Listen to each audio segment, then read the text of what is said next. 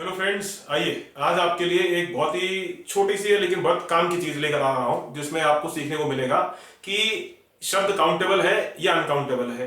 जैसे मैं आपके सामने एक छोटा सा वर्ड रखना चाहता हूं, money.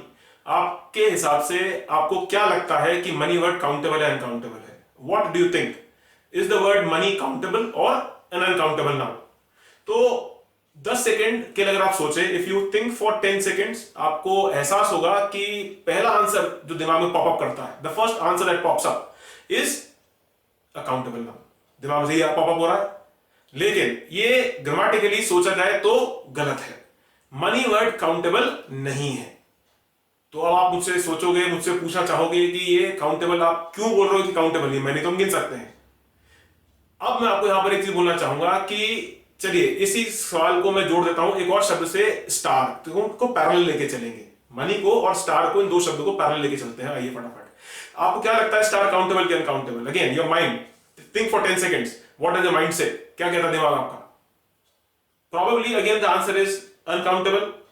Money is countable and stars uncountable, ऐसा कुछ लग रहा होगा, सब उल्टा पुल्टा। ध्यान से अगर हम सोचें तो मनी एक अनकाउंटेबल नाउन है, और अगर हम बात करें स्टार्स की तो ये काउंटेबल नाउन है।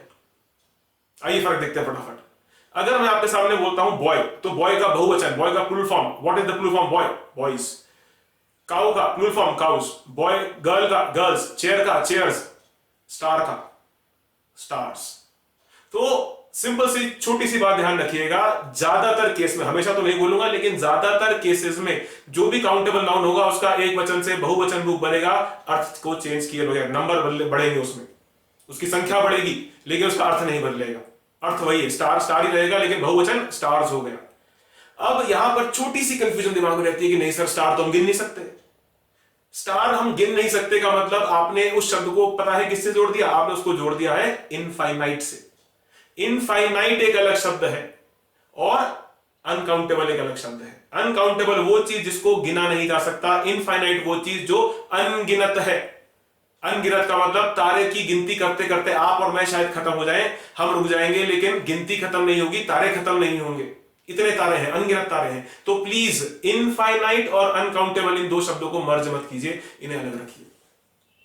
तो ऐसे ही मनी वर्ड को भी ध्यान रखिए। मनी एक हेडिंग है और उस मनी के नीचे जो शब्द आएगा रुपी, रुपी का बहुवचन रुपीज, डॉलर का डॉलर्स, पाउंड का पाउंड्स, तो उसका बहुवचन बन सकता है। तो रुपी का संख्यावाचक है, पाउंड संख्यावाचक है, लेकिन मनी वर्ड एक मास हेडिंग है, इसको हम अनकाउंटेबल मान के चलेंगे।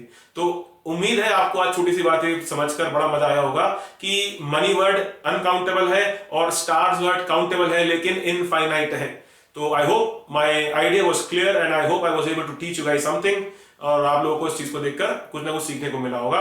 कल मैं आपके सामने एक छोटा सा सवाल लेकर आ रहा हूँ कि पेपर वर्ड को पता कीजिए, ढूंढिए कि पेपर वर्ड काउंटेबल है या नहीं है। चलिए कल तक के लिए साइन ऑफ करते हैं, बाय बाय, टेक केयर।